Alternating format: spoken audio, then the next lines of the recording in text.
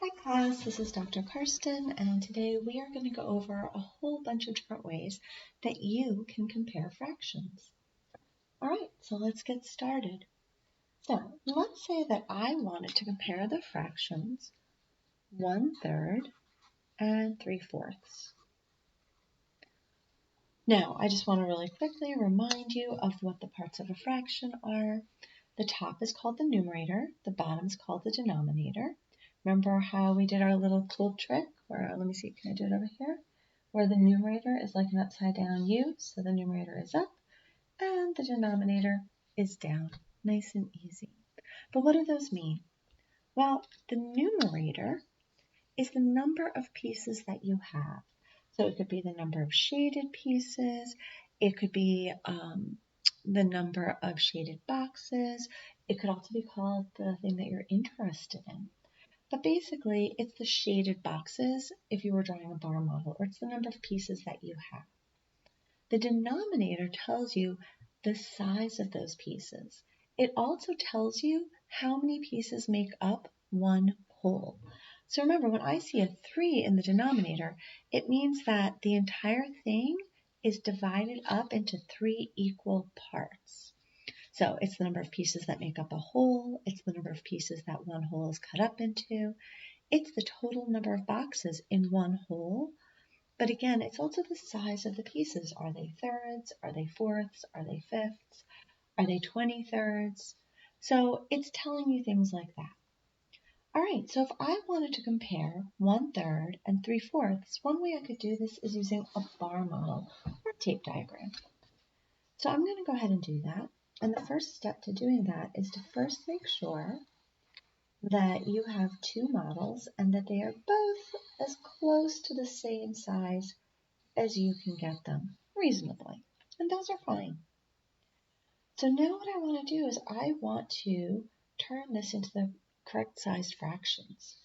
Now, since I have a 3 in the denominator, I need to divide this into 3 equal pieces. And I'm just going to do the best I can. I'm going to say that that looks about right. Now I'm going to look at my numerator, and my numerator tells me the number of pieces that I need to shade in, because that represents the number of pieces that I have. And there we have it. That would be 1/3. I have one piece out of 1, 2, 3 pieces. The whole thing was cut up into 3 pieces, and I shaded in one of them. Now we're going to do the bottom one. For this one, we have to cut it up into 4 equal pieces. And now the number that needs to be shaded is 3. Go ahead and let's shade 1. Oop, this one's done.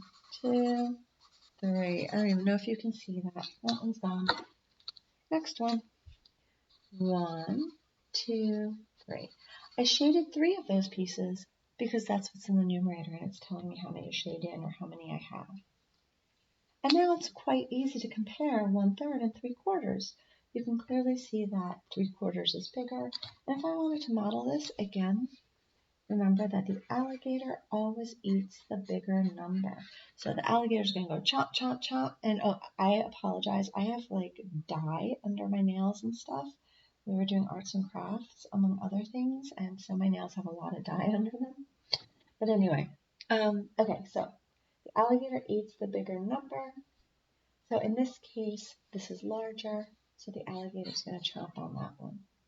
Remember, sometimes we even like to go ahead and draw ourselves a hungry little alligator. And he wants to chomp that 3/4 because that's the bigger piece. All right, so that is the first way that we're going to look at how to compare two fractions. We can use a bar model or tape diagram, we can draw it, but basically we're creating a model of what those fractions are so we can see which one's more. This one is clearly much more. It goes all the way over to here. Remember to make sure that you start with two rectangles that are as close to the same size as you can imagine, that you can manage. All right, so let's take a look at another type of comparison that we could make. So let's say that I wanted to compare 2/4 and 2/6. What you should notice about those two fractions is that they have the same numerator. When you have the same numerator, what does that mean? That means that you have the same number of pieces or the same number of shaded in boxes.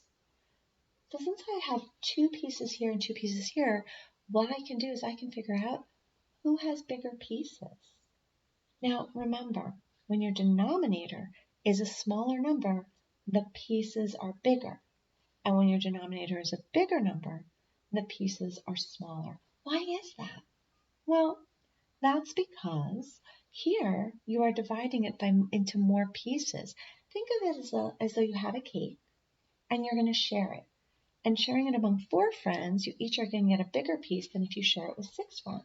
Think about that if 2 more friends come along. Imagine if you shared it with 100 friends. Everyone's just going to get the teeny weeniest, tiniest little bit of cake there.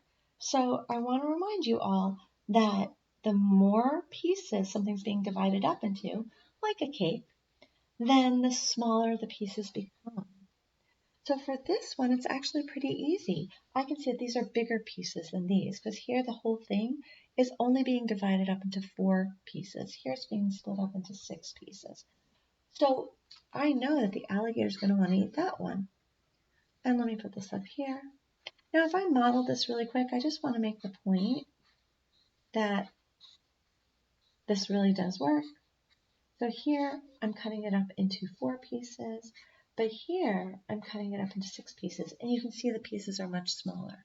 So again, when the numerators are the same, you can look at the denominators to see who has bigger pieces. They both have 2 pieces. I could shade in 2 here and 2 there. So they both have 2 pieces, but these pieces are much bigger, and you can see that. So, all right, so far we've done 2 ways. Let's move on to the third. All right, so let's do a whole different type of problem. Let's say that we had 2/5 and we wanted to compare that to 4/5. Now for this problem, we have denominators that are the same. Our 2 denominators are the same, which means that the size of all the pieces is the same. Everything's been cut up into fifths. Well, so now what you can do when your denominators are the same is look at the numerators to see who has more of those pieces. Again, all the pieces are fifths. Everyone's piece is the same size. Who has more of those pieces? Well, 4 is more than 2. So here we have 4 of them. Here we only have 2. So the alligator would like to eat those 4 pieces. Again, this is telling you that the size of the pieces, everything is fifths. We can really quickly model that just so we can see that.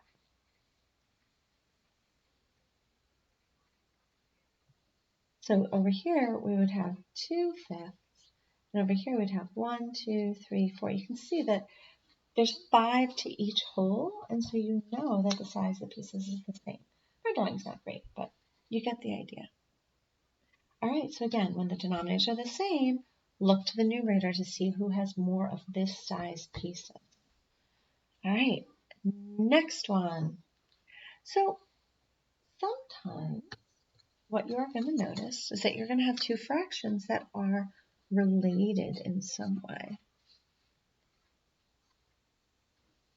So when I see 1/3 and 4/6, right away it pops into my head that I could turn that 3 into a 6. And remember, we learned how to make equivalent fractions. And as long as you multiply or divide the numerator and denominator by the same number, you're really just multiplying or dividing by 1. And so you're not changing the value of something, you're just changing the number of pieces it's been cut up into. So let's take a look at these 2. One thing that I could do is if I can see that these are related, I could go ahead and turn this 3 into 6. How would I do that? I have 1/3 and I want to make it bigger, so I'm going to multiply. Well, I want to make the number in the bottom a larger number. So I want to turn 3 into 6. How do we do that? I multiply by 2. Whatever I do on the bottom, I do on the top, and now I can multiply across. 1 times 2 is 2. So now I know that 1/3 and 2/6 are equivalent fractions. They have the same value. They've just been cut up into a different number of pieces. So it's kind of like getting a cake, and you can cut it into thirds or you can cut it up into sixths. It's still just the cake. Okay, so now I can compare 2/6 and 4/6. I'm just going to go ahead and bring this over here. And 4/6 is bigger. There's more 6. So they've both been turned into 6. Here you have more of those.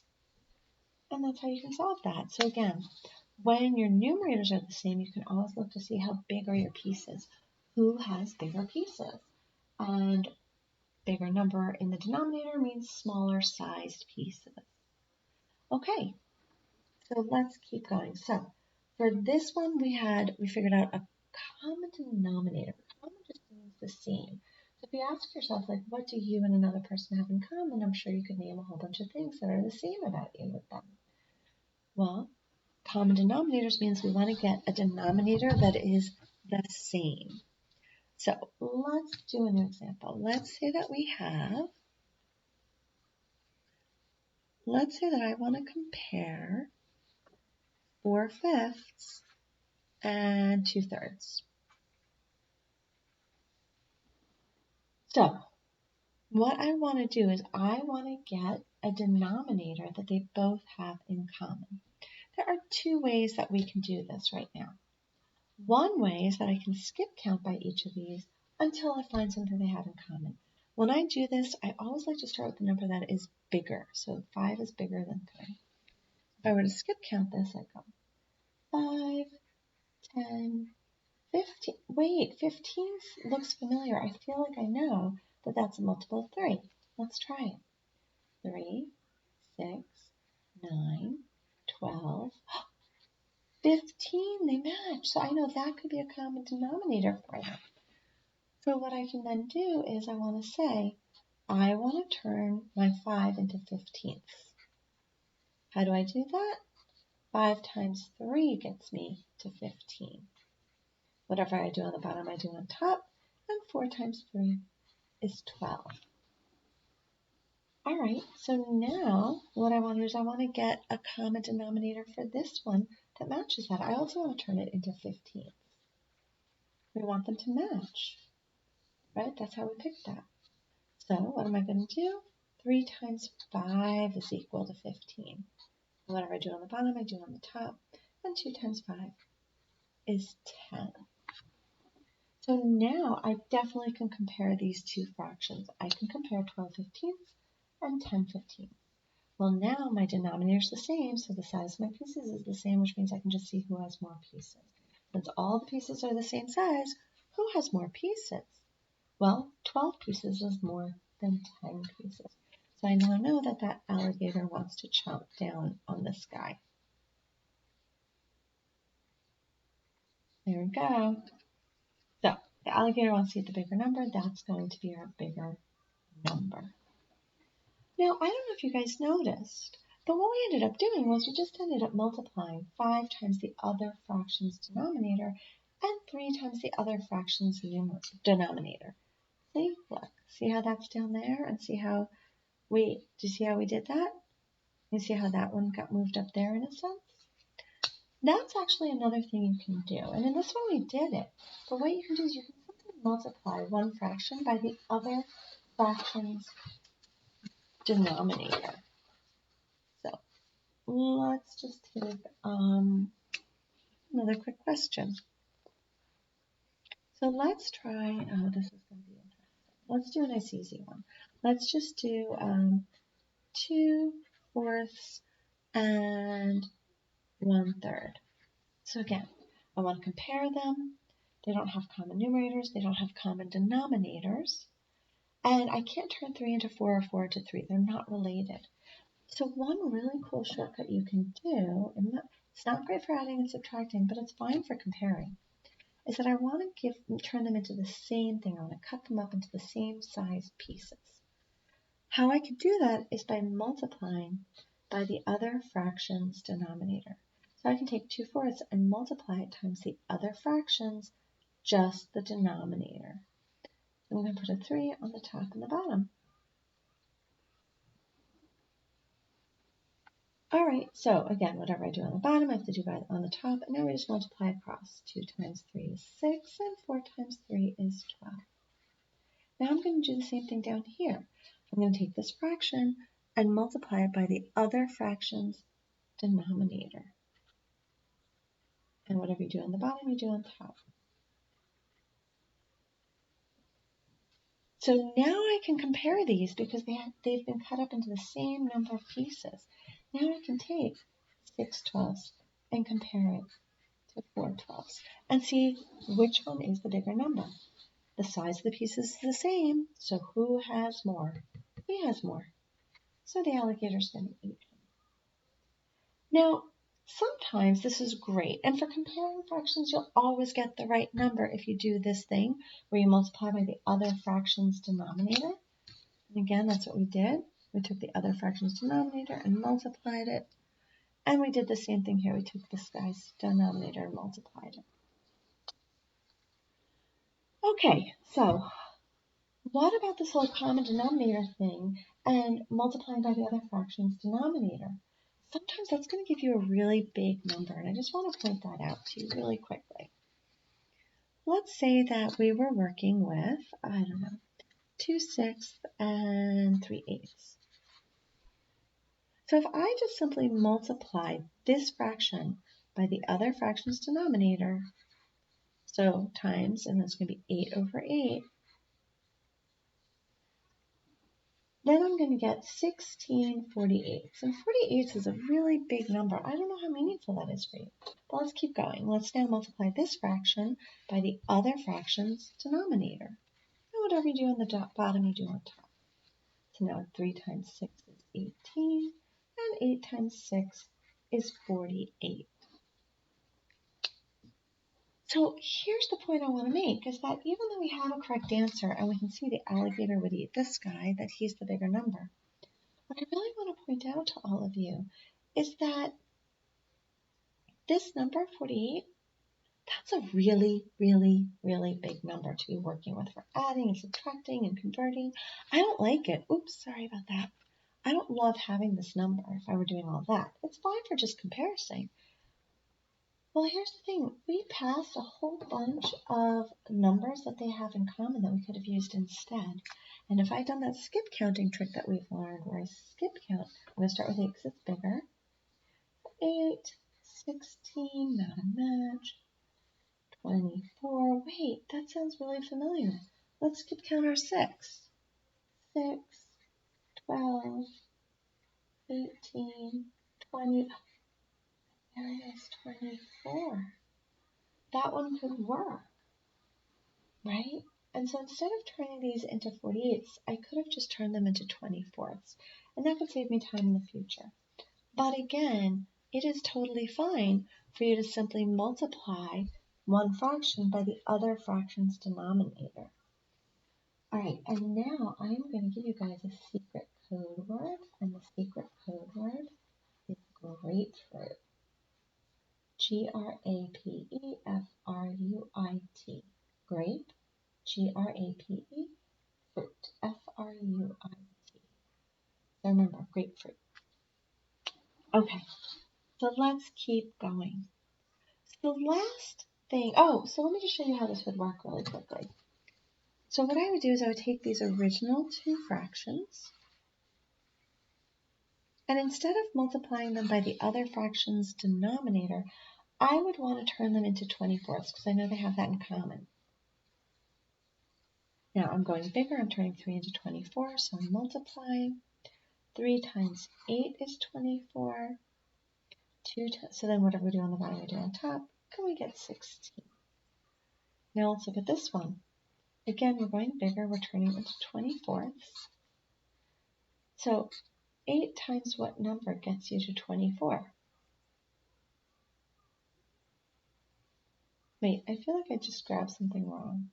I totally did. I didn't start with 2/6, I start with 2/3.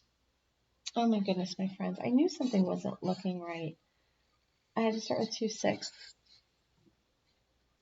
So, oh my goodness. Something wasn't right. Okay, so I apologize. Ugh. Okay, so if I want to compare 2 sixths and 3 eighths. So I'm going to start with 2 sixths, and I want to turn it into 24ths, because that's a common multiple of theirs. It's something they have in common that I can work towards. So 6 times what number is 24? 6 times 4. Whatever you do on the bottom, you do on top. Now 2 times 4 is 8. So these are equivalent fractions. Now let's do this one. So 8 times 3 is 24. Whatever I do on the bottom, I do on top. And 3 times 3 is 9. And now look how close they are. This is 9/24 and this is 8/24. But this one's bigger. And that's the one the alligator's going to eat.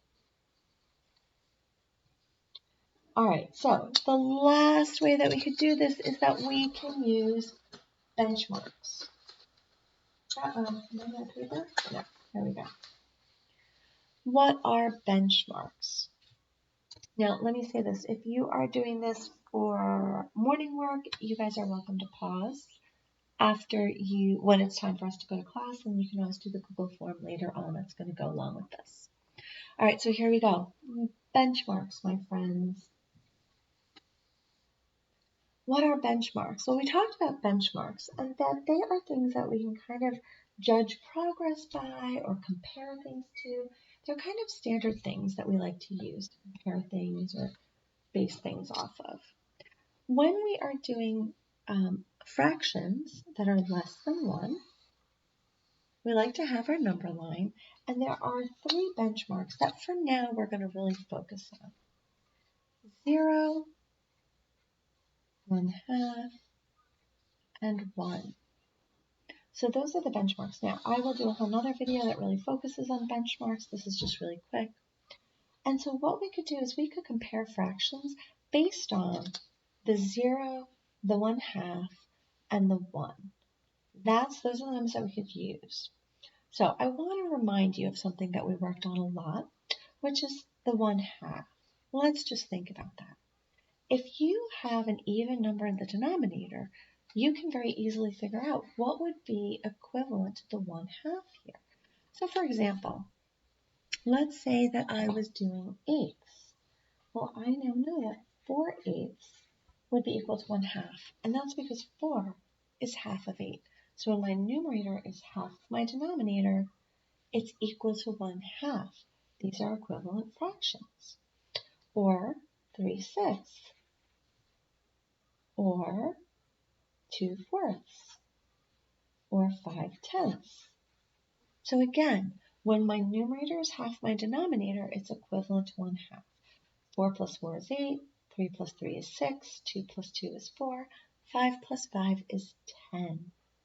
Or 2 divided by 2 is 1, 8 divided by 2 is 4, 6 divided by 2 is 3, 4 divided by 2 is 2, and 10 divided by 2 is 5. So again, those are all equivalent to 1/2. Well, now let's think about it. If I had 3 eighths, it's going to fall around here. If I had 2 eighths, it would be around here, and 1 eighth around here. 1/8 is very, very, very close to 0. I just want to point this out. This would be like saying 0/8, 0/6, 0/4, 0/10. So 1/8 would be like way over here. That's about where 1/8 would fall. And I also know that if this is 8/8, because that's 1 whole, 7/8 would be like way up here. It would be really close to this. And this is kind of what we want to start judging is, are numbers really small? Are they close to 0? Are they equal to 1/2? Are they more than 1/2? Are they getting close to 1 whole? That's what we're looking for. So example 5/6 is going to put me way over here somewhere also. 2/4, 3/4 is going to be right around here, and 1/4 will be right around here. And we're just getting a feel for where these fraction benchmarks will be related. So how can I use this to compare some fractions? Well, oh, I did have more paper.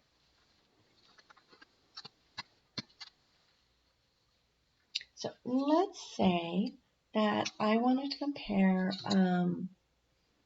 let's compare using benchmarks really quick. Let's compare, I don't know, let's compare 2/6 and 3/4. So let's just think about this. Where would those fall on the number line? Well, if we were looking at 6, I know that 3/6 would be equal to half. Let's show this on a number line. Here's my number line, and here are my benchmarks.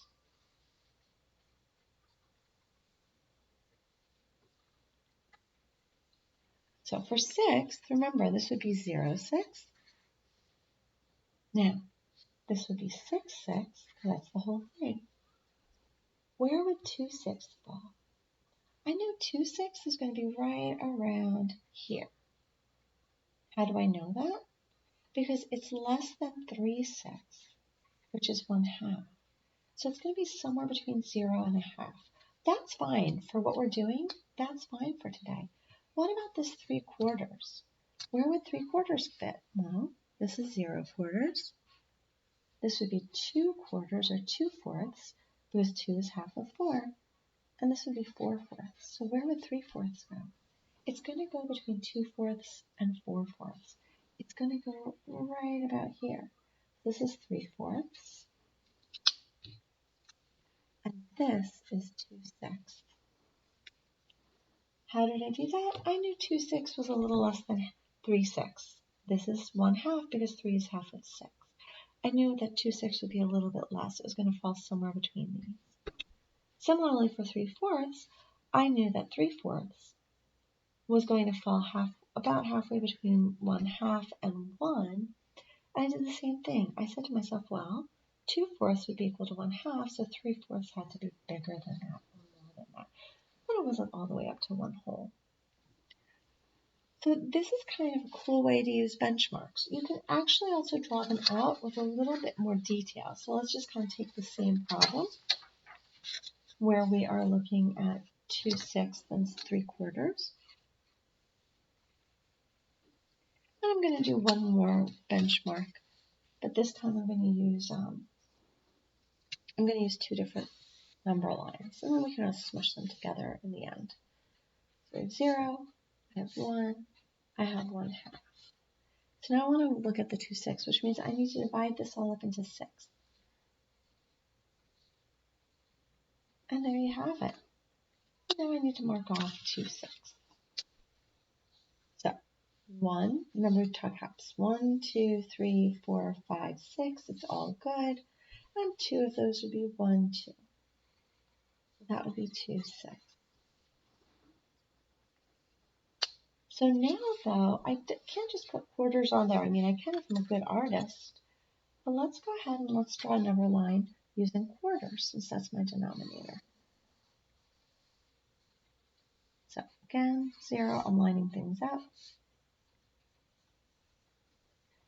So now I want to divide this into 4 pieces. So go 1, 2, 3, 4.